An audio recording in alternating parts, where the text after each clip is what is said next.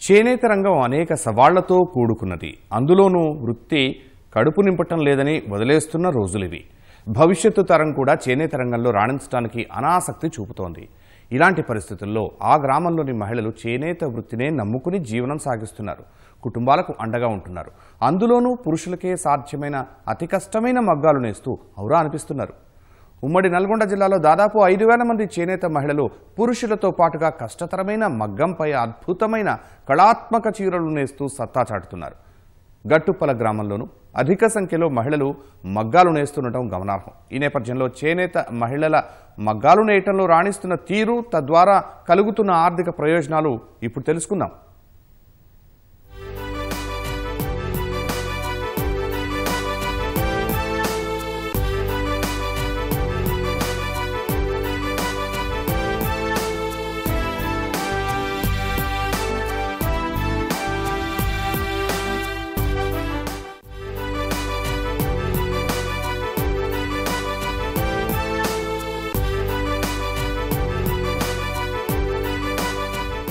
ఉమ్మడి నల్గొండ జిల్లాలో తయారు చేసే చేనేత వస్త్రాలకి ప్రపంచవ్యాప్త గుర్తింపు ఉంది.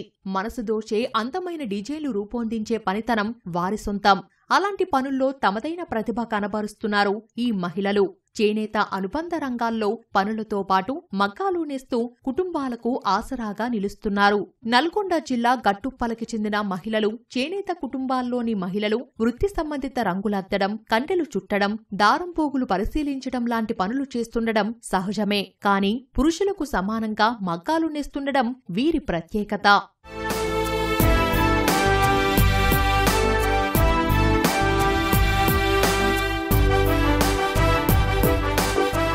గట్టుప్పలలో దాదాపు 2,500 మంది ఓటర్లు ఉంటే అందులో 70% అంటే 1,700 కుటుంబాలు చేనేతపైనే ఆధారపడి జీవిస్తున్నాయి. అందులోనూ సగం మంది మహిళలే ఉండడం గమనార్హం. చిటికీలు చుడుతూ, మగ్గం నేస్తూ, రంగులు అద్దుతూ ఆదాయం పొందుతున్నారు. కుటుంబాలకు ఆసరాగా నిలుస్తున్నారు. 200 మంది వరకు మహిళలు స్వయంగా మగ్గాలు నేస్తున్నారు. ఈ చేనేత మహిళల్లో ఒక్కొక్కరిది ఒక్కో కథ.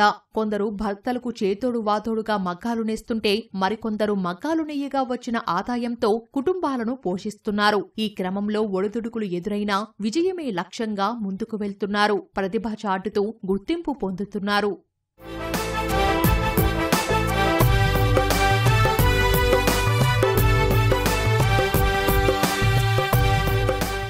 ఉదాహరణకు పారిజాత. ఈమె 20 ఏళ్ల నుంచి మగ్గం పని చేస్తోంది.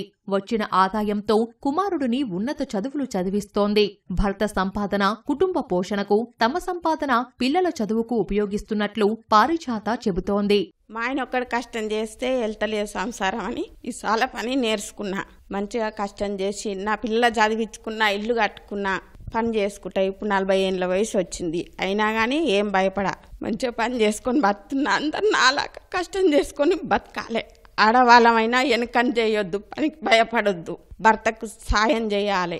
చేతనైనంత వరకు పిల్లలకు సేవ చేసుకొని మంచిగా పని చేసి అన్ని రంగాలల్లో ముందుండాలి. నేను మంచి చేనేత పని చేస్తా. మొగ్గం చిన్నగుండంగా సిట్కి తిప్పి కండబట్టేది. ఇప్పుడు మొగోళ్ళతో పాటు మొగ్గం నేస్తా అంటారు మా సావుకారులే.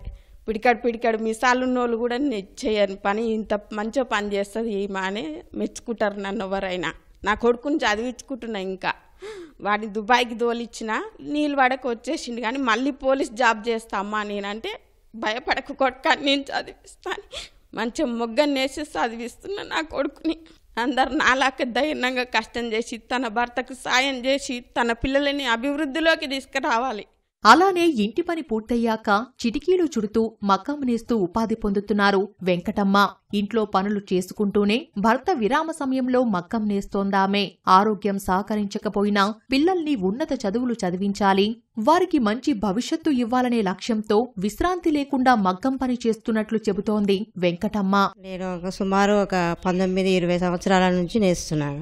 ఎందుకంటే ఇంట్లో సాయంగా ఉంటుందని. ఒక్కరు నేస్తే వెళ్ళదు కాబట్టి ఏదో కొంచెం నేస్తున్నాను తనకు సాయంగా. కష్టమవుతుంది, కంటి సూపు పోతుంది, కాళ్ళు గుంజుతాయి. కానీ ఇక తప్పదు, నాకు ముందే షుగర్, బీపీ ఇవన్నీ ఉన్నాయి. అయినా కానీ తట్టుకొని నేస్తున్నా. నేను ఇంట్లో అన్నీ వెళ్ళాలి, పిల్లల చదువులు ఇట్లా ఉన్నాయి కదా, ఇక దానికోసమే కష్టపడి పని చేస్తున్నా నేను.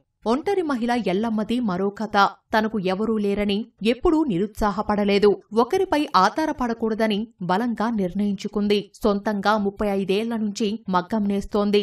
జీవనానికి సరిపడినంత ఆదాయం పొందుతోంది. మనోబలమే తన ధైర్యమని, ఎన్ని ఒడిదుడుకులు ఎదురైనా ధైర్యంగా ముందడుగు వేస్తే కష్టాలు గట్టెక్కొచ్చని చెబుతోంది ఎల్లమ్మ. మొగ్గం మొగోళ్ళు నేసే మొగ్గం కూడా ఆడోళ్ళం కూడా నేస్తాం మేము.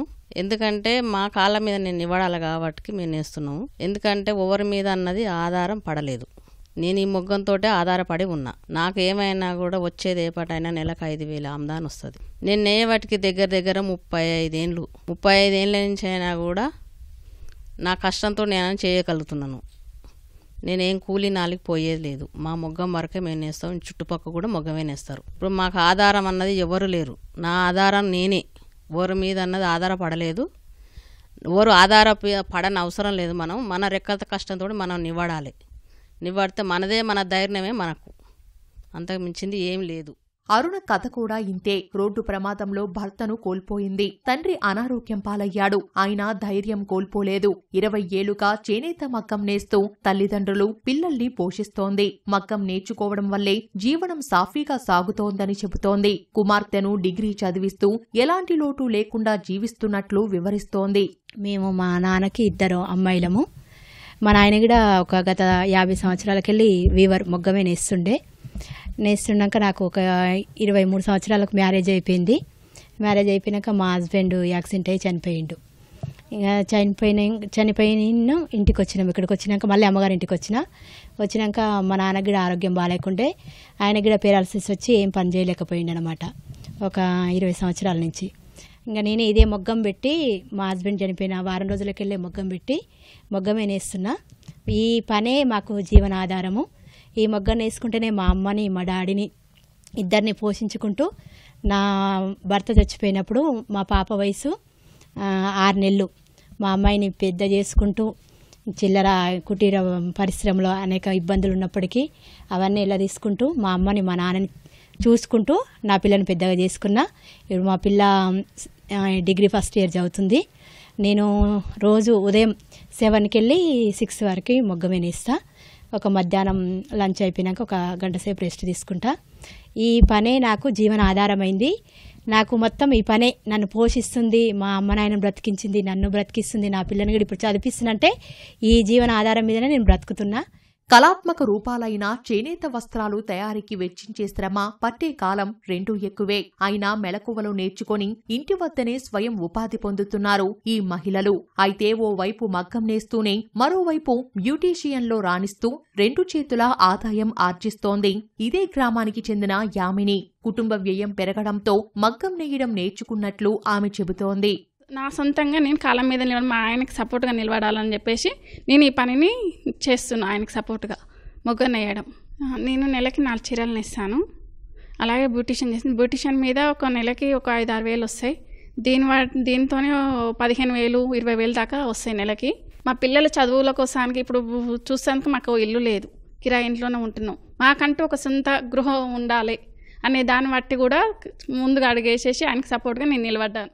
చేనేత మగ్గం నేస్తూనే పాఠశాల విద్యార్థులకు విద్యాబుద్ధులు బోధిస్తున్నారు ఇంకొందరు మహిళలు. మరికొందరేమో పొదుపు సంఘాల్లో ఉంటూ వచ్చిన పొదుపు డబ్బులతో చిన్న చిన్న చేనేత యంత్రాలు కొనుగోలు చేస్తున్నారు. వాటి సాయంతో సులువుగా మగ్గం పనులు చేస్తున్నారు. మహిళలు ఇంటికి పరిమితం కాకుండా అన్ని రంగాల్లో రాణించాలని చెబుతున్నారు. నేను చదువుకునేటప్పటి నుంచి మా అమ్మ వాళ్ళు కూడా సాల పని చేయడం, మొగ్గాలు నేయడం, వార్పులు తీయడం, చిట్కీలు కట్టడం చిన్నప్పటి నుంచి నేను చూస్తున్నా వాళ్ళు చేయడం. నా పెళ్ళి అయిన తర్వాత మా అత్తయ్య, మా మామయ్య వాళ్ళు కూడా ఇదే పని చేస్తున్నారు. మేము సొంతం నేసుకుంటాం. చిట్కీలు తీయడం, వార్పులు తీయడం, రంగులు అద్దడం, కట్లు వేయడం, ఆసు పోసుకోవడం. అది వేయడం వల్లనే డిజైన్ వస్తుంది. డిజైన్ రెడీ అయినాక చీర నేస్తాం మొగ్గం పైన. కండేలు చుట్టడం నేను కూడా హెల్ప్ చేస్తుంటా మా హస్బెండ్కి. తను నేర్పించింది నాకు, నేర్చుకోవాలి, నువ్వు కూడా నీ కాళ్ళపైన నువ్వు నిల్చోవాలి. ఇక్కడ నేను శిశు మందిర్ స్కూల్లో టీచ్ చేసుకుంటూగానే ఇంటికి వెళ్ళినాక ఈ పని చేస్తాను. మా హస్బెండ్కి హెల్ప్ చేస్తాను. ఎలాగానే చిట్కి తిప్పడం, కండెలు పట్టడం చేస్తుంటాను. ఇలా పురుషులకు సమానంగా మగ్గాలు నేస్తున్న ఈ చేనేత మహిళల ప్రస్థానం ప్రత్యేకమైనదే. కులవృత్తినే నమ్ముకొని కుటుంబాలకు అండగా ఉంటున్న వీరు జీవిత భాగస్వాములుగా అండగా ఉంటున్న తీరు అభినందించదగినదే. చేనేత వృత్తి కడుపు నింపడం లేదని లేదని వృత్తికే దూరమవుతున్న పరిస్థితుల్లో దానినే నమ్ముకొని రాణిస్తుండడం ఆదర్శనీయమేనని చెప్పుకోవచ్చు.